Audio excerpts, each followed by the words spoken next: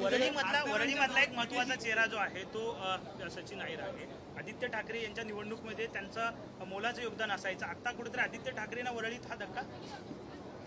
आता आदित्य ठाकरेंनी राजीनामा देऊन निवडून यावं, परत राजीनामा द्यावा स्वतःच्या हिमतीने आणि निवडून आणून येऊन दाखवावं. कारण का सचिन अहिर जी असतील, सुनील शिंदे जी असतील, ह्यांच्याचमुळे तर हे सभागृहामध्ये बसतात आणि टोमणे मारतात. आता विचाराची हा दिवस अवघड आहे.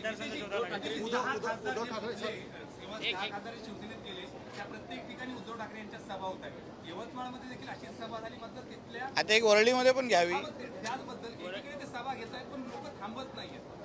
एक लक्षात घ्या, मुळामध्ये उद्धव ठाकरे आणि आदित्य ठाकरे आणि त्यांच्या घरातल्या लोकांचा जो मूळ स्वभाव आहे ना, त्याच्यामुळे हे एक एक पडझड होतं. हे काही लहान लोक नाही आहेत जे जात आहेत.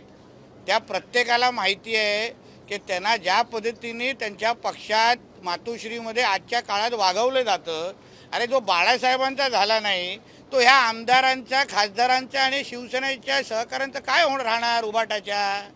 कळलं पाहिजे ना, तो आपल्या वडिलांचा झाला नाही तो.